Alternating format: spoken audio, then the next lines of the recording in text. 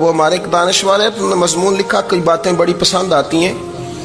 وہ کہتے ہیں کہ میری اہلیہ، ان کو بھی کسی نے نا مس گائیڈ کر دیا تھا، حالانکہ اچھی خاتون ہے، کسی نے مس گائیڈ کر دیا، تو وہ بھی سماجی اور ویلفیئر اور یہ خواتین کو شوق ہوتا نا بننے کا، تو وہ بھی سماج کے اندر اچھا مقام تلاش کرنے کے موڈ میں آ گئی۔ تو کہیں ایک دن جانا تھا تو بڑی بن سنور کے میرے ساتھ وہ گاڑی میں بیٹھ گئی۔ تو میں گاڑی میں، عورتوں کو یہ بھی مسئلہ ہوتا ہے نا کہ ہماری تعریف کرو، تو کئی دفعہ بعد مردوں بیچاروں کو جھوٹ بولنا پڑتا ہے، تو زبردستی کراتی ہیں نا جی۔ تو اس میں گنجائش بھی دی ہے شریعت نے گنجائش دی ہے کہ بیوی کو راضی کرنے کے لیے خلاف واقعہ بات کرنی پڑے تو کر لینی چاہیے، تو وہ کراتی بھی ہیں۔ 3 موقع پر خلاف واقعہ بات کرنے کی اجازت ہے، واقعے کے خلاف بھی آپ بات کر سکتے ہیں۔ جنگ کے موقع پر 2 لوگوں کو صلح کرانے کے لیے اور بیوی کو راضی کرنے کے لیے کر لیں کوئی ایسی بات، بے شک اپنی طبیعت پہ جبر کر کے کر لیں، گنجائش ہے، اجازت ہے۔ تو وہ کہتے ہیں جب وہ گاڑی میں میرے ساتھ بیٹھی بن سور کے، تو وہ تقاضا کرنے لگی کہ میں نے مطلب بڑے اچھے کپڑے پہنے ہیں پر آپ نے توجہ نہیں کرائی۔ وہ سیاںا بندہ تھا، وہ چاہ رہا تھا کہ میری خاتون سمجھ جائے۔ وہ کہتے ہیں مجھے پتا تھا کہ بیچاری مس گائیڈ ہو گئی ہے، دل کی بڑی اچھی ہے، سیاਣੀ ہے، لیکن اس کو نا کچھ خواتین نے، کچھ لوگوں نے مل کے اس کو ذہن غلط کر دیا ہے کہ سماج میں نکلو، باہر جاؤ، کام کرو، فلاں کرو، اپنی مرضی سے جیو۔ تو میرے ساتھ گاڑی میں بیٹھی کہیں جانے کے لیے، تو مجھ سے کہنے لگی کہ آپ نے میری طرف توجہ ہی نہیں کی، آپ نے کوئی ذکر ہی نہیں کیا کہ میں کیسی لگ رہی ہوں۔ تو وہ کہتے ہیں میں نے اسے کہا کہ اگر تو ناراض نہ ہو تو پھر میں صحیح والی تعریف کر دوں۔ تو اس نے کہا کہ آپ کر دیں۔ تو کہتے ہیں میں نے درد سے اور خلوص سے اپنی بیوی سے کہا، خلوص کے ساتھ میں نے کہا میں تو روز گھر ہوتا ہوں، روز شام کو گھر ہوتا ہوں، اگر تو میرے لیے تیار ہوتی تو میں تیری تعریف کرتا، لیکن آج تو باہر جانے کے لیے تیار ہوئی، تو پھر ان سے تعریف کی امید رکھ جن کے لیے تو نے تیاری کی ہے۔ میرے لیے تیاری کرتی تو میں تو ہر شام تیرے پاس ہوتا ہوں۔ کہتے وہ میرے لفظوں میں درد تھا تو وہ بھی رو پڑی اور کہنے لگی آپ گاڑی روک دیں، مجھے باہر جا کے کسی کو راضی نہیں کرنا، میں نے اسے راضی کرنا ہے جس کو رب کریم نے میرا شوہر بنایا ہے اور میرے لیے منتخب کیا ہے، میرے ماں باپ کو۔ میں واپس لوٹتی ہوں۔ یہ ایک پہلو ہے سلگتا ہوا، اس کو سمجھا جائے۔ عورت کو ویسے بھی قابو کرنا بڑا آسان ہوتا ہے۔ اعلیٰ حضرت بریلوی رحمۃ اللہ علیہ فرماتے ہیں بیٹیاں نازک شیشیاں ہوتی ہیں، ان کو تو ذرا سی چوٹ لگے تو ٹوٹ جاتی ہیں۔ دیکھیں کتنا بڑا جملہ کا بریلی کے امام، نازک شیشیاں، ذرا کوئی آدمی گمراہ کرتا ہے، ذرا خراب کرتا ہے۔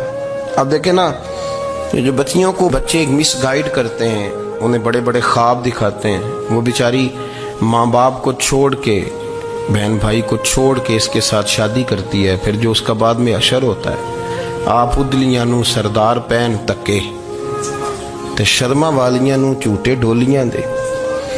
پھر وہ بیچاری ماں باپ رکھتے نہیں، وہ ظلم کرتا ہے، تو کتنی بڑی تکلیف میں وہ بچی آ جاتی۔ نازک شیشی ہوتی ہے نا تو ٹوٹ جاتی۔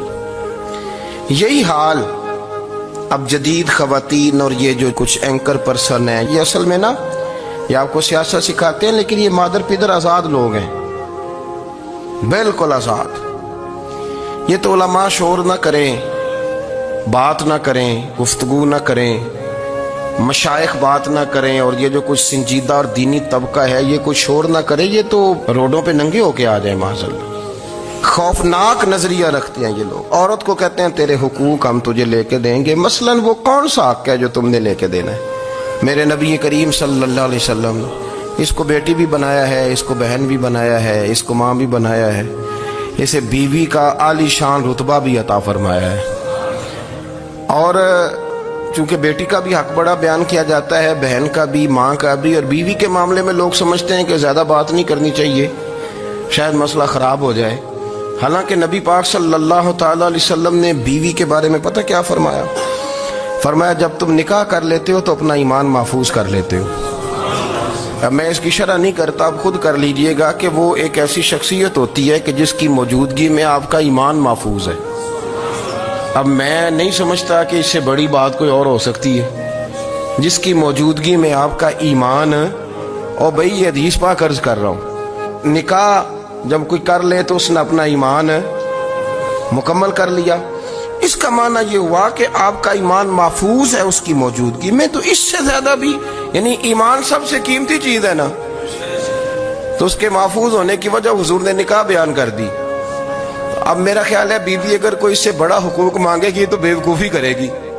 اتنا بڑا درجہ نبی کریم نے اسے عطا کر دیا, اتنا بڑا مقام دے دیا کہ تو خامند کے ایمان کے محفوظ ہونے کا ذریعہ بن گئی ہے. عورت کو جو حقوق رسول کریم صلی اللہ تعالی علیہ وسلم نے عطا فرمائے, نبی پاک نے جو حقوق دیے, دیکھیں نا حضرت عبداللہ ابن عمر رضی اللہ تعالیٰ عنہ کی اہلیہ بیمار تھی تو جلدی جلدی سے وہ آئے. تو جب بہت جلدی ہو, سفر بڑا شدید تھا, تو آپ نے جلدی سے نماز ادا کی, جلدی سے چلے. آپ کے خادم کہنے لگے حضور خیریت ہے؟ فرمایا میری بیوی بیمار ہے. تو اس نے عرض کی حضور آپ کی اہلیہ بیمار ہے. تو آپ نے نماز بھی جلدی سے پڑھی, سفر بھی جلدی جلدی کیا. تو فرمانے لگے یہ وہ چیزیں ہیں جو ہمیں مدینے والے رسول نے سکھائی. آپ اس کیفیات کو سمجھیں کہ حضور صلی اللہ علیہ وسلم نے درس دیا. اور پھر ایک اور بہت بڑی بات, یہ فضیلت کسی اور کو نہیں دی. جو عورت کو حضور نے فضیلت دی, یہ فضیلت کسی اور کو نہیں دی. کبھی حضور نے فرمایا کہ تمہارا ابا تمہارے ساتھ بہت سخت رویہ کرے تو تم نے اس کو اس سختی پر داد دینی ہے. فرمایا چلو اگر وہ زیادتی بھی کرے تو تم نے اس کے ساتھ سلوک اچھا ہی کرنا ہے. لیکن آپ ایک بات کو سمجھے نا کہ بچے کے بارے میں, بیٹے کے بارے میں, بیٹی کے بارے میں فرمایا 10 سال کے ہو کے نماز نہ پڑھے تو سختی کرو, تمہارا ڈنڈا بھی لٹکنا چاہیے. بہت ساری جگہوں پہ بہت سارے لوگوں کے لیے سختی کا حکم دیا, لیکن عورت کے لیے حضور نے جو جملے کہے, اصل میں ہم سمجھتے ہیں کہ یہ ایک بات ہے, مشہور ہو گئی ہے روایت حدیث, تو بس اس کے پس منظر پر اور جملوں کے حسن پر شاید معاذ اللہ غور کرنے کی ضرورت نہیں. ذرا اس لفظ کی تاثیر پر غور کریں. حضور نے فرمایا عورت ٹیڑھی پسلی سے پیدا کی گئی ہے, یہ ٹیڑھی ہے, کو سیدھا کرنے کی کوشش کرو گے تو ٹوٹ جائے گی. تو حضور پھر ہمارے لیے حکم کیا ہے؟ فرمایا جیسی ہے تم اسی کے ساتھ نبھا کرو. آپ سمجھیں کہ اتنا محفوظ حضور نے درجہ دے دیا بی بی کو, اتنا محفوظ کہ فرمایا غلطی بھی ہو تو میرے غلاموں تم اس کے ساتھ نبھا کرو, گزارا کر لو. کو کیا اور حق چاہیے عورت کو جس کو اس کی غلطیوں سمیت نبی پاک نے قبول کرنے کا حکم دے دیا کہ اس کی کمزوریوں سمیت قبول کر لو. اب اس کو اور کیا کوئی کمزوریوں سمیت قبول کرتا ہے؟ کبھی آپ دکان پہ بیٹھے ہو تو آپ کہیں بھی اس میں یہ بھی غلطی, میرے مال میں یہ بھی کمزوری ہے, یہ بھی کمزوری ہے, یہ بھی کمزوری ہے, تو کر لے قبول. کرتا ہے کوئی شخص ایسا ہو جو کسی چیز کی کمزوریاں بیان کر کے کہ اسے قبول کرو؟ پر رسول کریم صلی اللہ تعالی علیہ وسلم نے نا ہمیں سبق دیا, حضور نے ہمیں درس دیا, نبی پاک نے ہمیں پیغام دیا. فرمایا یہ ٹیڑھی ہے, سیدھی کرنے کی کوشش کرو گے تو بیچاری ٹوٹ جائے گی, تو اس کے ساتھ نبھا کر جاؤ. آپ میری بات کو سمجھیے گا. چلیں میں اس پر ایک اور بخاری مسلم کی حدیث پڑھتا ہوں. حضرت سلمان فارسی رضی اللہ تعالیٰ عنہ اور حضرت ابو درداء کے درمیان بھائی چارہ تھا. مکے سے مدینے جب لوگ آئے تو حضور نے بھائی بھائی بنایا تھا. ان کے درمیان بھائی چارہ تھا, تو ابھی پردے کی آیات نازل نہیں ہوئی تھیں, تو لوگ ایک دوسرے کی طرف جاتے تھے. حضرت سلمان فارسی رضی اللہ تعالیٰ عنہ حضرت ابو درداء رضی اللہ تعالیٰ عنہ کے گھر میں تشریف لے گئے تو دیکھا کہ ان کی بیوی بڑی غمگین بیٹھی. تو ہم نے فرمایا بہن کیا ہوا؟ تو کہنے لگی تمہارے بھائی کو دلچسپی کوئی نہیں رہی, ہر روز روزہ رکھ لیتا ہے اور ساری رات نفل پڑھتا ہے. حضرت سلمان فارسی کہنے لگے ٹھیک ہے کر لیتے ہیں بندوبست. نماز دین ہے کہ نہیں؟ دین ہے نا یہ چیزیں. لیکن حضرت سلمان فارسی جناب ابو درداء سے کہنے لگے آج میں نے تیرے گھر میں رہنا رات کو, کیونکہ وہ تو ساری رات نماز پڑھتے تھے, نفل پڑھتے تھے. انہوں نے کہا ٹھیک ہے, ایک بستر لا کے بچھا دیا حضرت سلمان فارسی کے لیے. سلمان فارسی فرمانے لگے دوسرا بھی لا. کہا وہ کیا کرنا ہے؟ فرمانے لگے تو نے بھی سونا ہے, میں نے بھی سونا ہے, تو نے بھی سونا ہے. عشاء پڑھیں گے اور پھر دونوں سوئیں گے. کہا میں نے تو نماز پڑھنی ہے. فرمایا تہجد کے وقت اٹھ کے پڑھیں گے, اللہ کے رسول بھی رات آخری حصے میں جا کے نماز پڑھتے. ادھر ساتھ سلا لیا. وہ تھوڑی کو دیر سوئے, اب عادت تھی ساری رات اٹھنے کی, ذرا اٹھنے لگے بستر سے تو حضرت سلمان فارسی فرمایا چپ کر کے سو جا, وہ بڑی رات پڑی ہوئی, چپ کر کے سو جا. وہ لیٹ گئے, پھر اٹھنے لگے تو فرمایا سو جا چپ کر کے, بڑا ٹائم ہے. سحری کے وقت اٹھے, نفل پڑھے. ان کا ارادہ تھا روزہ رکھنے کا, تو فرمانے لگے کل رکھا تھا نا, نفلی روزہ جی رکھا تھا، پرسوں بھی رکھا تھا، ترسوں بھی رکھا تھا، فرمایا آج نہیں رکھنا، آج میں تیرا مہمان ہوں، سارا دن کٹھے مل کے روٹیاں کھائیں گے، آج نہیں روزہ رکھنا، سلا دیا۔ اب حضرت ابو درداء رضی اللہ تعالیٰ عنہ کہہ تو کچھ نہ سکے، پر کہنے لگے سلمان تم پتہ تم کیا کر رہے ہو، نہ تم نے مجھے رات اٹھ کے زیادہ نفل پڑھنے دیے، سویرے روزہ نہیں رکھنے دیا۔ تو حضرت سلمان فارسی کہنے لگے کوئی لمبی بات تو نہیں نا، چلتے ہیں نا ابھی فجر میں مسجد نبی میں، تو نبی پاک کو بتاتے ہیں سرکار دو عالم علیہ السلام کی خدمت میں تو اپنی بات کرنا، میں اپنی کروں گا، حضور نتیجے کا اعلان فرما دیں گے، بات طے ہو جائے گی۔ حاضر خدمت ہوئے، عرض کی یا رسول اللہ صلی اللہ تعالیٰ علیہ وسلم یہ ساری رات نفل پڑھتے ہیں، ہر روز روزہ رکھتے ہیں، ان کی اہلیہ غمگین بیٹھی ہیں، حکم فرمائے۔ تو نبی پاک صلی اللہ علیہ وسلم نے فرمایا پھر ہوا کیا؟ یا رسول اللہ میں نے رات سلایا ہے، سحری میں اٹھایا ہے، سویرے روزہ نہیں رکھنے دیا۔ نبی پاک نے فرمایا سلمان فارسی نے ٹھیک کیا ہے، سلمان فارسی نے ٹھیک کیا۔ پھر حضور نے فرمایا، نبی کریم نے فرمایا ابو درداء تیرے اوپر اگر اللہ کا حق ہے، اس کے رسول کا حق ہے، دین کا حق ہے، تو فرمایا تیری آنکھ کا بھی تیرے اوپر حق ہے، تیرے وجود کا بھی تیرے اوپر حق ہے، یہ حضور نے فرمایا۔ تیرے بچوں کا بھی تیرے اوپر حق ہے، تیری بیوی کا بھی تیرے اوپر حق، اس حق کو بھی سمجھے۔ حقوق اللہ بھی ہیں، پر تیری آنکھ کا بھی تیرے اوپر، کیا مانا کہ تیری آنکھ سونا چاہتی ہے تو اسے سلا بھی، تیرے وجود کا بھی تیرے اوپر حق ہے، تو تیرا وجود آرام کرنا چاہتا ہے تو اسے آرام بھی کرا۔ اور پھر وہاں نبی پاک صلی اللہ علیہ وسلم نے فرمایا میں تم سب، سننا یہ لفظ حدیث کے، حضور نے اسی موقع پر فرمایا میں تم سب سے زیادہ اپنے رب کو جانتا ہوں اور میں تم سب سے بڑھ کر اپنے رب سے ڈرتا ہوں۔ حضور فرمانے لگے میں روزہ بھی رکھتا ہوں، افطار بھی کرتا ہوں، یعنی کبھی رکھتا ہوں اور کبھی نہیں رکھتا۔ فرمایا میں نفل بھی پڑھتا ہوں اور اپنی بیویوں کو وقت بھی دیتا ہوں۔ سرکار مسجد میں بھی آتے تھے، نواسوں کے ساتھ کھیلا بھی کرتے، ان کے ساتھ پیار بھی کرتے۔ تو اتنے بڑے حقوق حضور نے بیان فرمائے عورتوں کے کہ تمہاری بیوی کا بھی تمہارے اوپر۔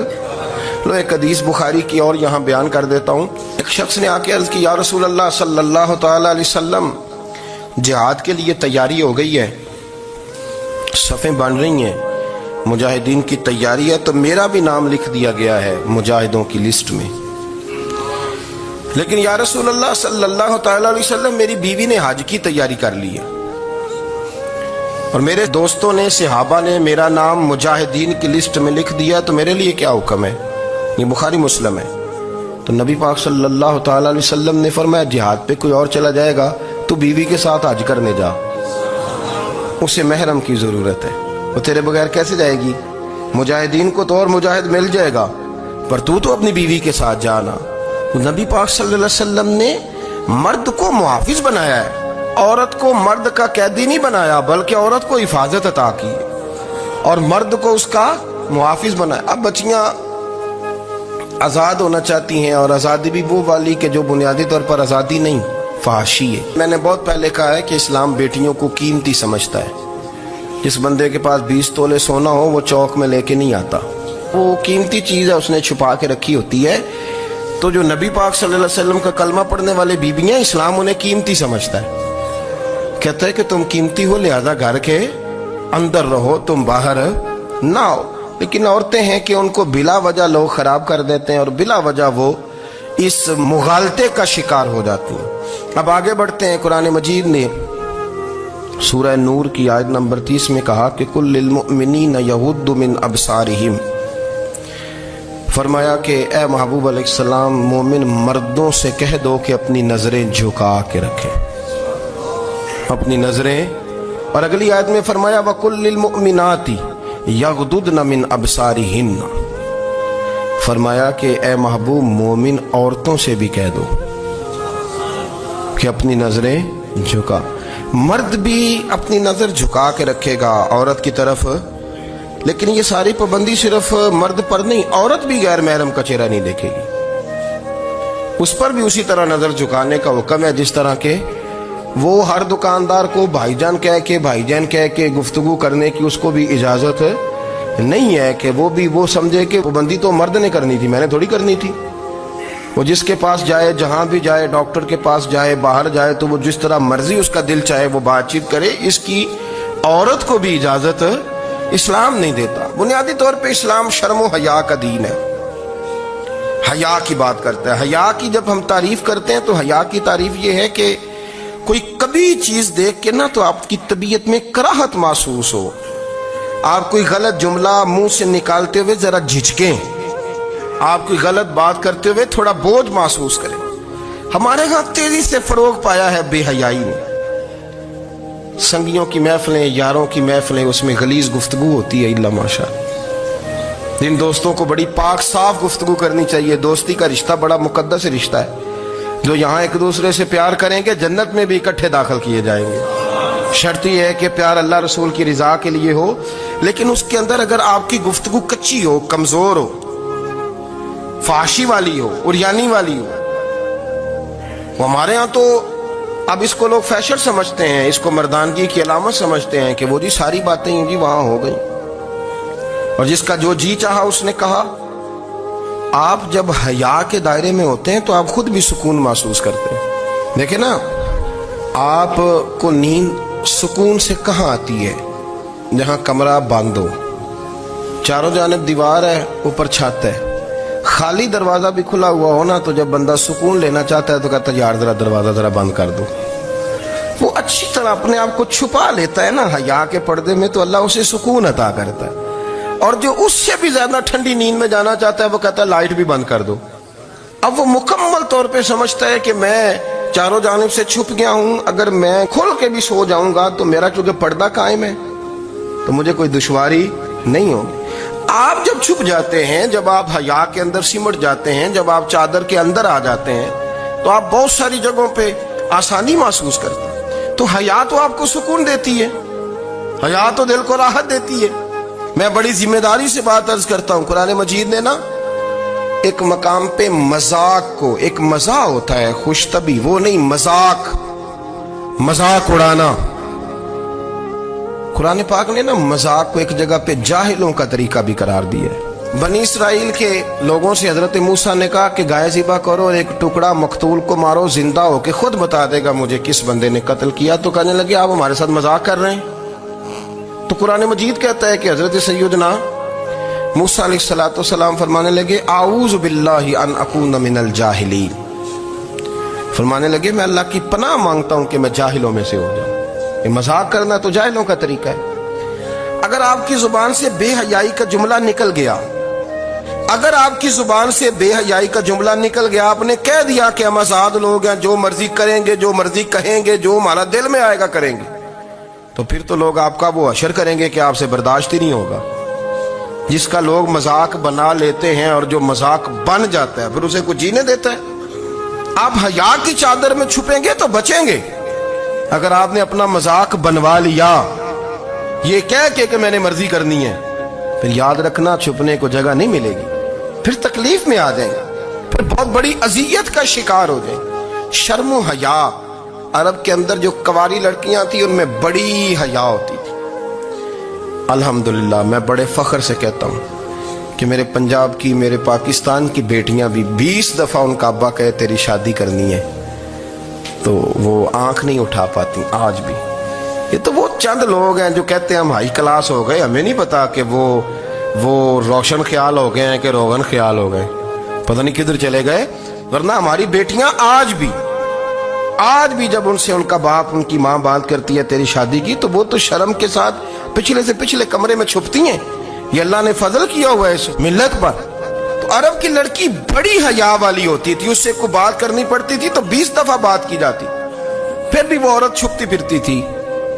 حضرت عائشہ صدیقہ رضی اللہ تعالیٰ عنہ فرمانے لگیں میرے نبی پاک صلی اللہ علیہ وسلم عرب کی کواری لڑکیوں سے بھی زیادہ حیا کرنے والے. قاضی اعجاز مالکی نے, شیخ عبدالحق محدث دہلوی نے, دیگر بزرگ جو سیرت نگار گزرے انہوں نے لکھا ہے کہ نبی پاک صلی اللہ علیہ وسلم کے اندر 100 مردوں سے زیادہ طاقت تھی, 100 مردوں سے زیادہ طاقت. اب جو بات کہنے لگا ہوں, جو نتیجہ دینے لگا ہوں, اس پر خاص توجہ آپ فرمائیں گے. ذرا فکری طور پر, نظریاتی طور پر ایک چیز کو سمجھیے. ہم سمجھتے ہیں کہ جوان لڑکا ہے جی جو مرضی کرے, عمر ہے جی. آپ ذرا بات پر غور کیجئے گا کہ حضور صلی اللہ علیہ وسلم میں طاقت 100 مردوں سے زیادہ ہے اور حیا کواری لڑکیوں سے بھی زیادہ ہے۔ ذرا اس بات کا تقابلی جائزہ کیجئے گا کہ طاقت 100 مرد